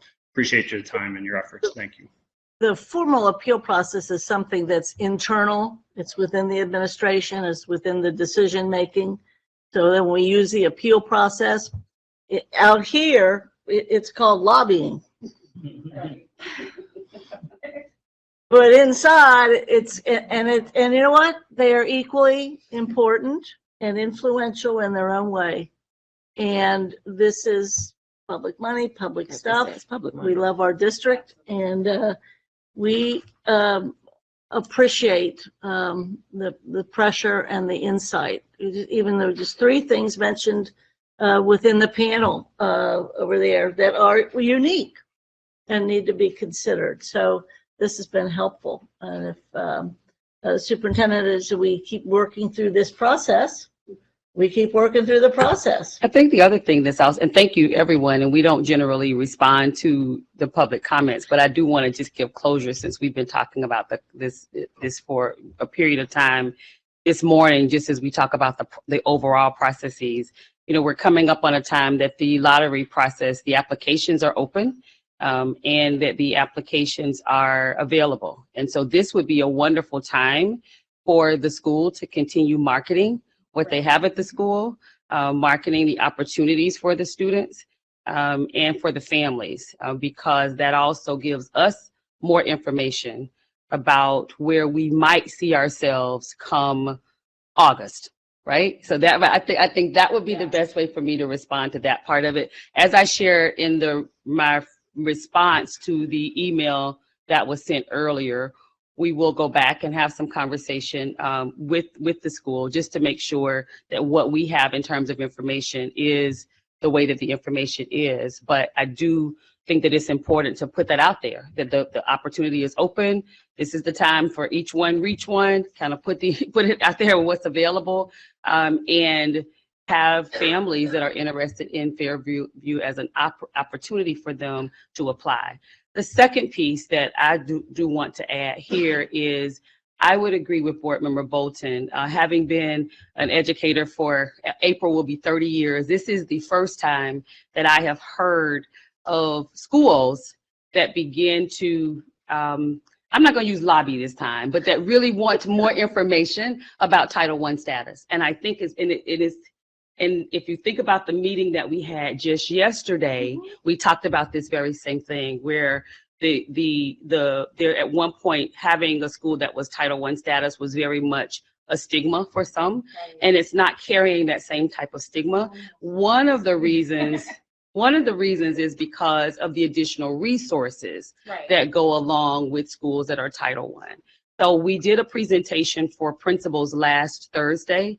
I think that it would be important for us to just also schedule an additional, I don't know what the complete agenda is for the budget meeting next week, but I do think that it would be important for us to do that same presentation for the community around how Title I is determined, because it is not just the district says, yep, you hit this number and this is what it is, and now the school is designated Title I, and now you get all of these resources. Board Member Bolton referenced the gap in terms of the period of time, the year in between. It depends on where you are in the stages, and the numbers sometimes that individuals present in terms of the percentages of students that qualify for free and reduced lunch and what's actual based on the federal government aren't necessarily the same. So it's really important, I think, that we share that so that there is clarity, and also an opportunity for schools to make sure that if there are students that are receiving those services in their schools, that they also complete the applications, but recognizing that it's not an if-then. It's not a matter of we completed them all this year, or we've done this for the last 2 years, and now next year we're going to be Title I and we get all of this increase in money. So I think that's something that we can work on as well, because this is the first time, and I think it's fascinating, but it's great because it is changing the conversation about what it really means to need additional support for your students in your schools. You know, I would also add to that it's a new question, or it's a new approach, or whatever, and it's very important. But I would also say that it begins to be part of the whole fruition of the culture that the district has tried to help create, of diversity and equity and what have you. So I think it's the way it goes. So appreciate that. We have 2 more items, unless somebody has 2 more items on the agenda that have to at least be introduced. And I don't know I'd like to have the contract presentation. If you can update us, I know it's not complete, but if you can do the part that is complete, that would be great. And then we'll intro the last 2 items regarding properties and transportation, because those will be topics major next month. Okay, so Rob, can you bring my PowerPoint back up? So at the last Finance Committee meeting is when we went over the under $200,000 contracts, under $200,000 contracts, with a recommendation that we determined eliminating 111 of them. And Board Member Moffitt wanted to know the supplier diversity categories of those and the reasons why they were done. And so we've done that work. And shortly, they'll be shown up on some charts It's okay.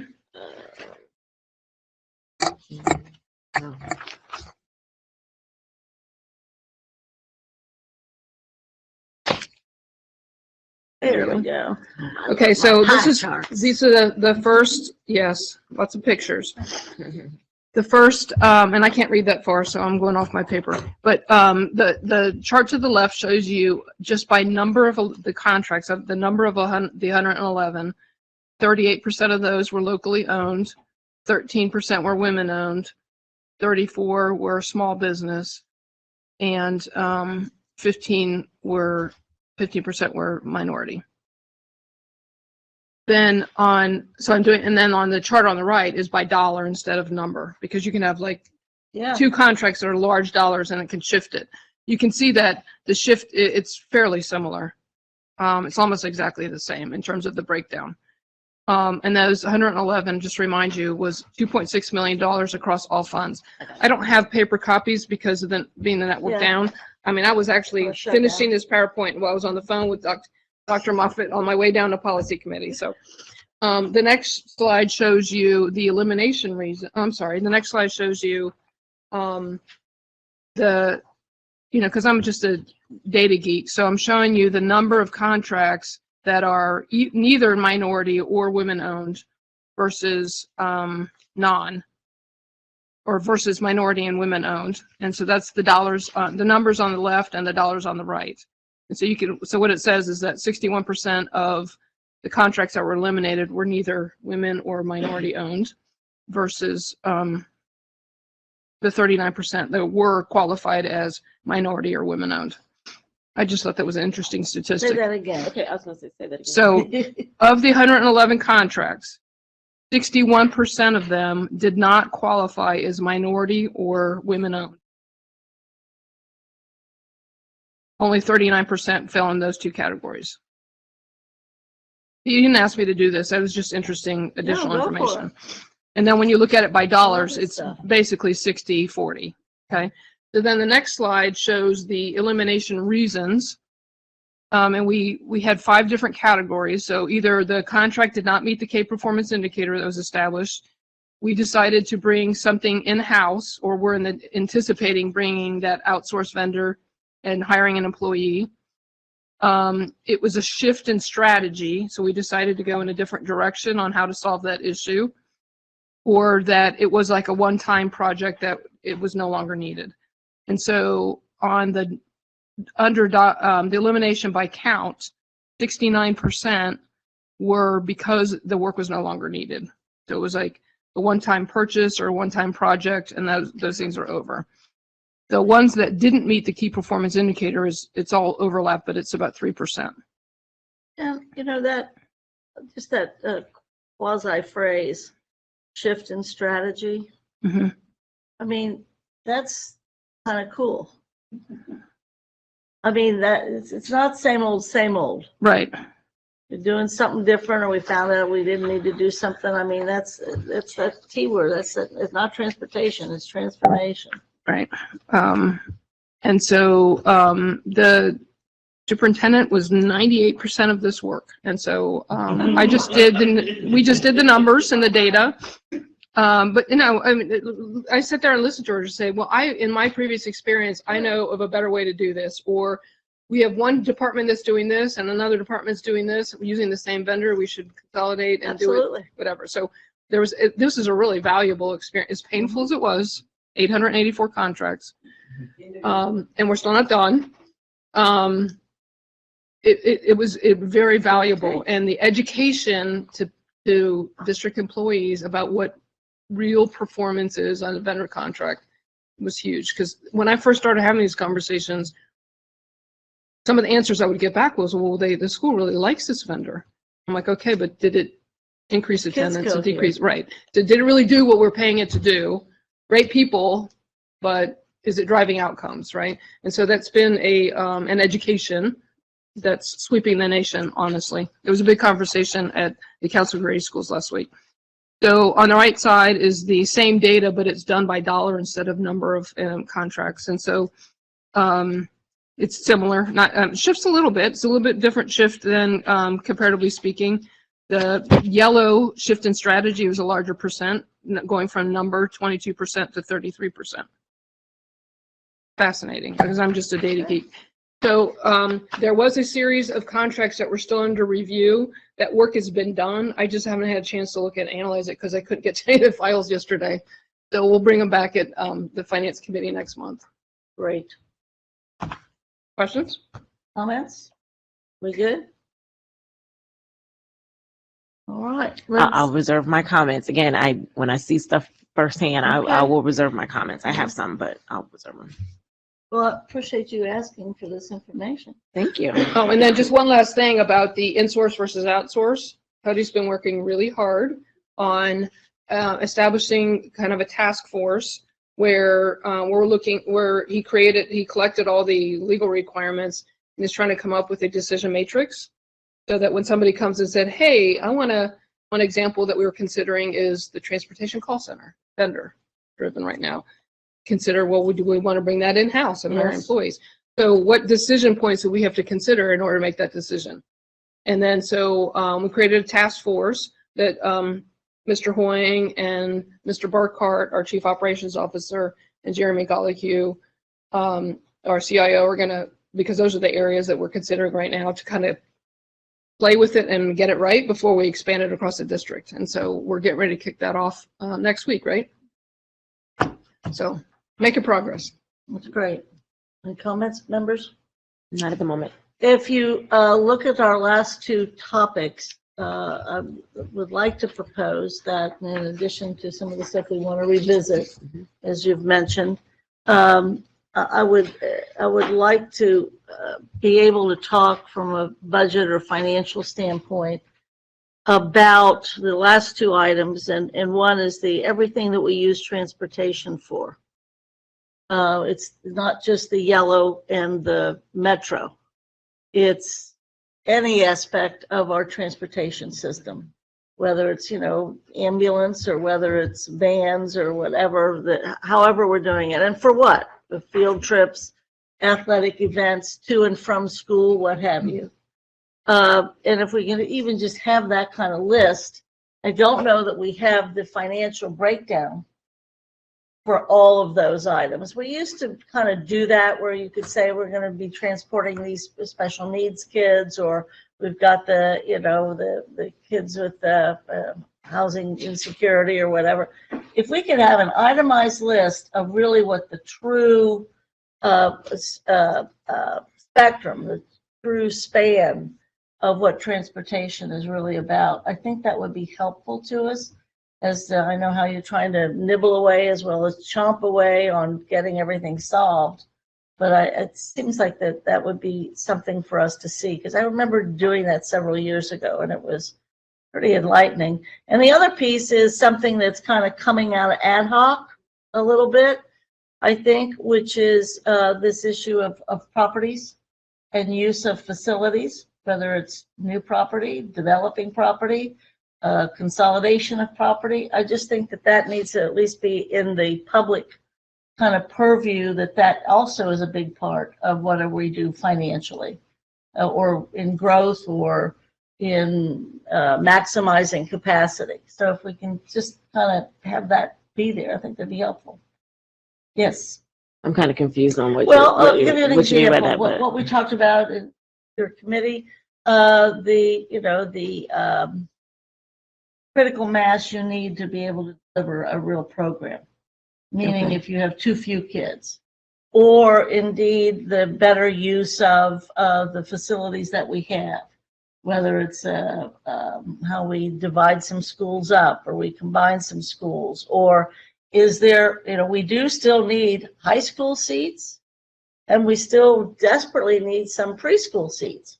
That the two ends of the spectrum, we, in the middle, the overcrowdedness or the imbalance is something. Okay. But at the preschool, we need more seats. At the high schools, we need more seats.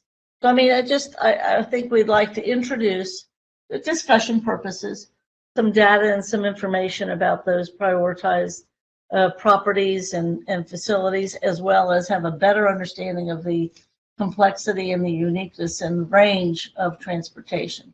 think that would help the committee and everybody and the public kind of get familiar too. Yes, ma'am. So I want to make sure that I'm clear on number 7 so that we bring back to the committee what the committee is requesting. So for targeting and prioritizing of the CT for the property and inventory. So I think I'm hearing 2 things. Okay. One is where we see opportunities for growth in terms of in-school buildings with our current inventory of schools. Yes. 2, where we see needs, Mhm. i.e. we know that we need a high school in this space because of the number of students that we have in all of the other schools. So I would say maybe needs, I'd say opportunity. Well, needs, because we need it because we're already overcrowded in most of those spaces. And then 3 could possibly be opportunities for growth because of specialized areas. For example, pre-K to 2. I continue to, and I met with the ELL council, but our ESOL population, where we're having just monumental growth in those areas, but opportunities for us to think differently or maybe do something differently around the need for properties in those particular areas. And I think the 4th might be if there is specific program need for a particular property area as well. Yes, okay, understood. I just think that would be really a good angle to approach the money issue, the enrollment issue, all these things that are critical to the decisions we have to make. And I think those 4 things are good. I wouldn't have had the 4, but I like the 4. Do you have other suggestions? I think that rolls over into ad hoc action items as well. So I think it has a dual purpose. So do the same, so instead of what we talked about for ad hoc, do this one instead? I think it's this, I think they're similar. Okay. You know, when you talk about the need, we ended yesterday with the need for exploring middle schools. You can't explore middle schools without looking at properties, without looking at where would we put it, you know, like a feasibility study. Where would we put the middle school if we talked about that? So I think what you're saying when you talk about high schools, looking at building usage, it's all, to me, it's all tied together. I wouldn't imagine that it's different. And then This transportation. might have a financial spin a little bit more than ad hoc, but it's Right. the same kind of I think it's the material. same data. I think financially, when we talk about transportation, I'm thinking, knowing you and how you're advocating for our fleet, I took your transportation question to mean what areas are we providing transportation outside of the norm, Metro Yellow, and like field trips. What's that cost? What's that? So if that's the case, Everything we're doing. yeah, I took that to mean like that could also tie into transportation when we talk about those schools that are transporting beyond the multiple mile. Okay. You know, I just see it all tying together, if that makes sense. Okay, so I thought I was clear on the 6 for the itemized list of transportation. So I took that just at face value for what it was. So just in what we're thinking about transportation, everything that we're doing for transportation that's not just taking students back and forth to school. I think that's what you mean. That's what you're talking about, right? Okay. Because I'm thinking of her bend is always a fleet. And if it's a fleet, that's not to school, from school, that's other. So that's what I was thinking that you meant. Because you always talk about a fleet in terms of field trips and things like that. Yeah, So, and health checks, you know, and getting kids to and from the school-based health center. What are our needs regarding transportation? We know we got to try to get the kids to and from school. Mhm.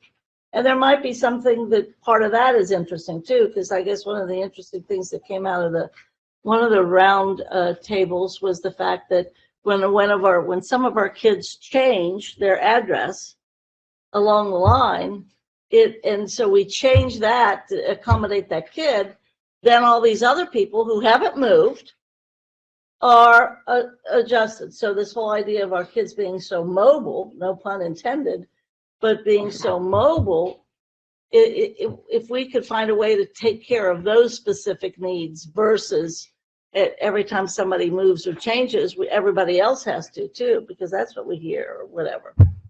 So yeah, I mean, I just think those would be two good topics to kind of throw into the money pot and also to talk about some of the visioning. if that works for administration. Jen, for next month, your interest is you coming back with the rest of the contract work? Is there anything else? Yes. Right. Uh-huh.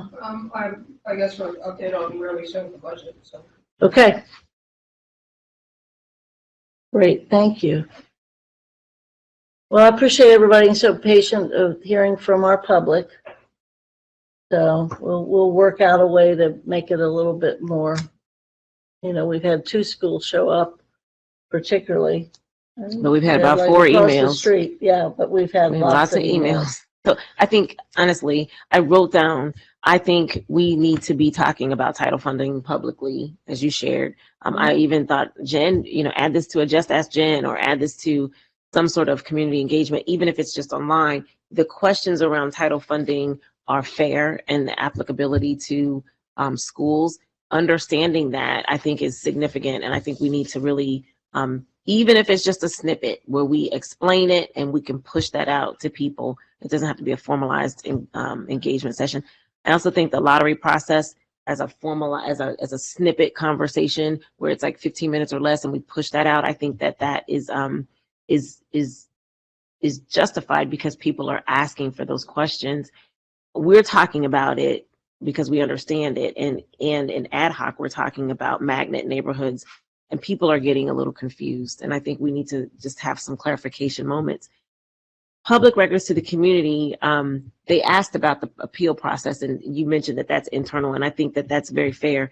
But I also think we need to explain to them what is public, because many people are bringing their school's budgets to us and saying, hey, this is my school budget, I got a copy of it. So those things are public record, and what's public and what's not. And I think because they can get some things public, they may think that all of it is public, and we just need to make sure that we explain what is public and what is not public. I'm all for giving the information to people that in its as it's final. So if the budget is not final and the process appeal process is still there, it's not public yet.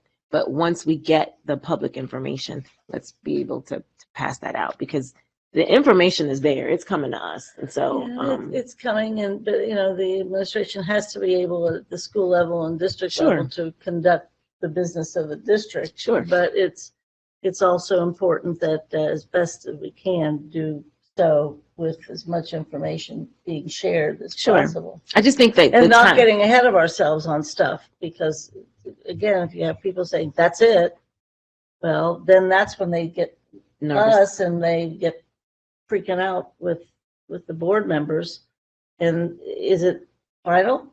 Is it not final? So I think that's the confusion. How far along are we in all of this process? Yeah, we probably have different answers from different people based upon the role that they play. But if we came out with that timeline and we put that, I don't know if we need to put it on the website, but I think almost we do, because people are hearing conflicting information, and then they reach out to board members like, this is what I'm getting. And if they understood that this is a part of the process that we're in, rather than this is the finite end of the process. And I think the list that was shared today at least will start to go a little bit farther along that way as to where we are. I think so. I think one of the questions that I have is because LSDMC is a part of the process, like the budgets go to the LSDMC, they're presented to the LSDMC, and there's input about positions from the LSDMC. Is that not considered where that public part of the public part of the process at the school-based level would be?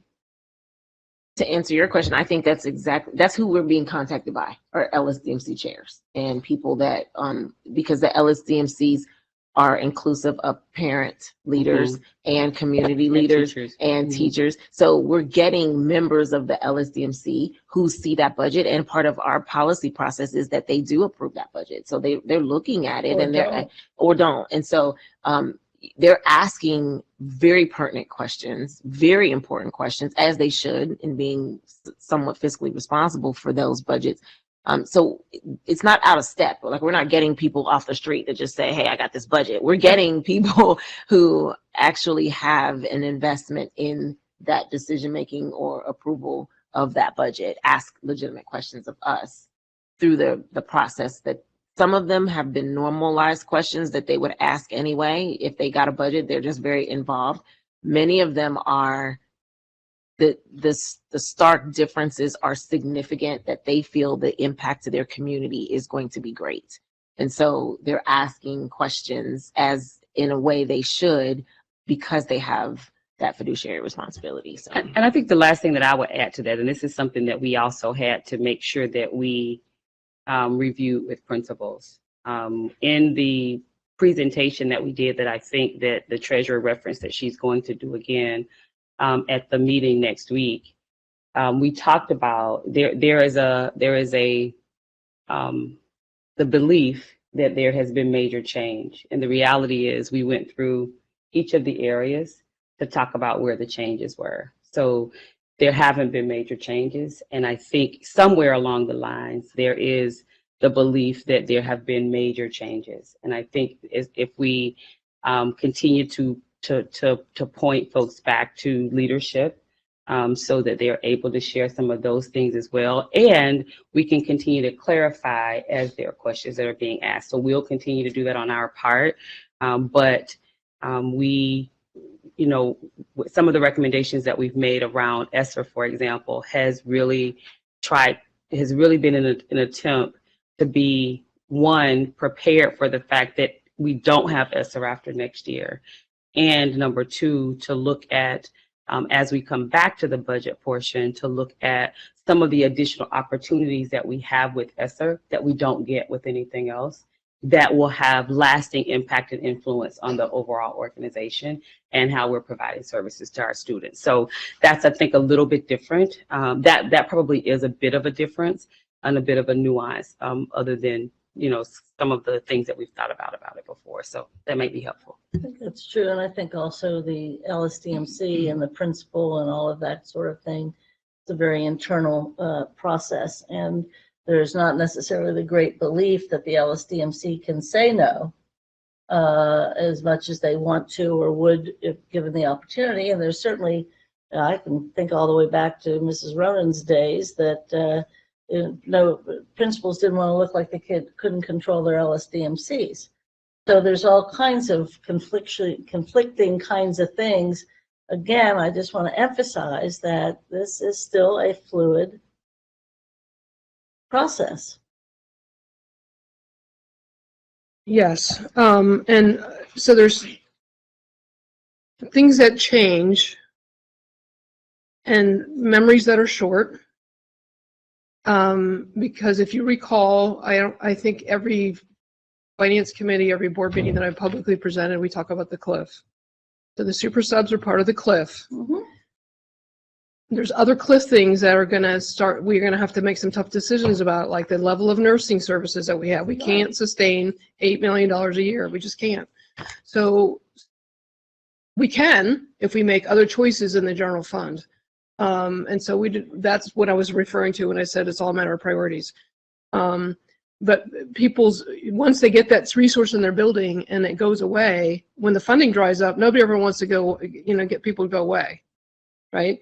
So you remember what happened with the resource coordinators, right? That started off as a 21st century grant. And then now suddenly it was in student wellness this year. That $5 million lift is going to hit the general fund this year. And I would also say I'm going to make this number up, there's 10 darn things that the board is going to insist on. I mean, I don't know what they are. I would like to know what they are. Exactly. Me too. It'd be so helpful. Yeah. I'm sure it would be. I'm sure it would be. Totally there with you.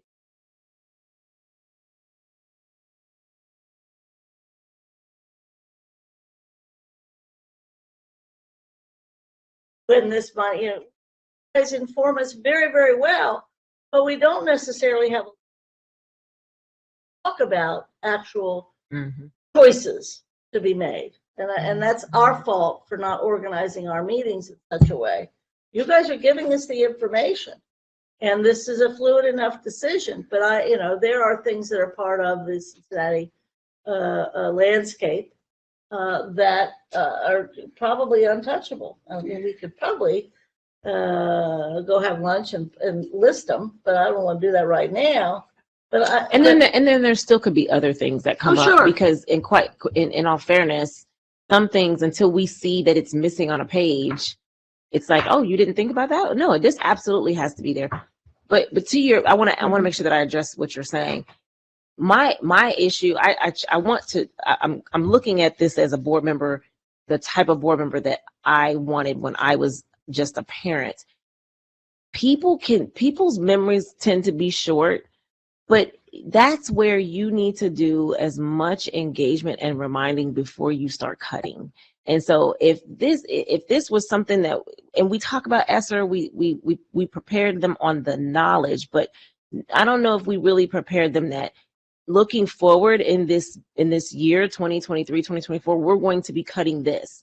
And so I think that's where you get paranoia, is when people have limited information about what impacts them within the next 6 to 9 months. And we're really talking about education. So with the example that you brought up about nurses having to be cut because it's going to hit the budget, we need to start talking about that now, not with the next budget cycle next year. This needs to be talked about right now, so that we tell people almost monthly, but specifically quarterly, hey, looking at the 2023-2024 budget, we're going to have to cut nurses. So it's not a shock that in the next 3 months, nurses are going to be cut. It's an actual prepared conversation. And I don't think that we do enough of that. And I think that's part of why you get people that hear, oh, this is what it is in a finite manner, and now they're nervous. But had we been talking about this 3 months ago, or even last year, that consistently, I think people would have been a little bit more prepared. So that's my last take on that. I think we're doing better about engaging, but when we know that things are going to end, like nurses, we need to start preparing people now that it's going to look different for nurses next year. And I think they hear that. I think the community, I believe the community will give us grace if they have all of the information, and all of the information timely, not in the moment, like this is it. And I think that's what people have been hearing, is that this is it, and they're confused. I would only add to what you just said, though, is that the administration's been telling us about the nurse problem. Yeah. The nurse issue. For 4 years.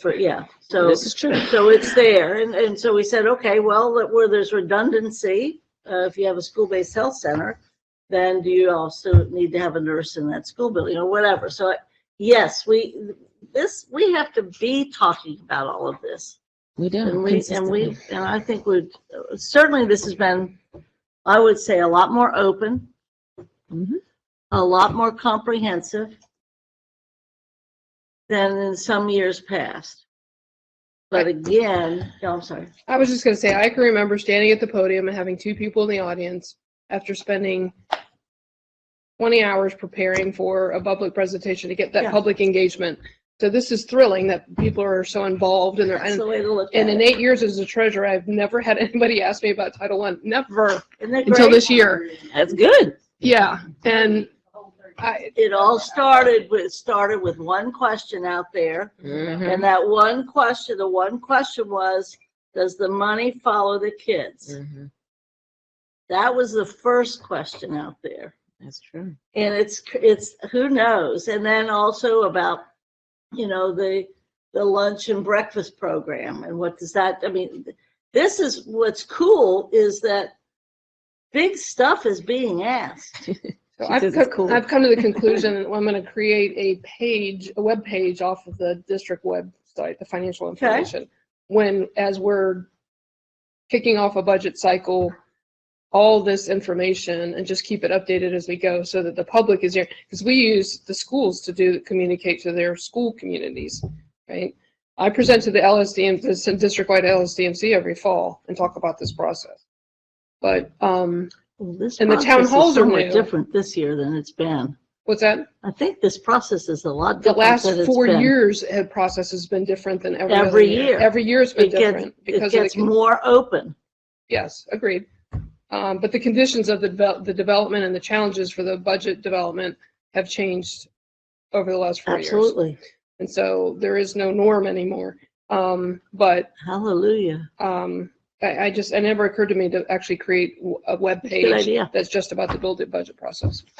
So, yeah. Well, if it's okay with everybody, and we're not going to vote on it unless everybody insists on it, if we haven't already adjourned, I adjourn now. Thank you for coming.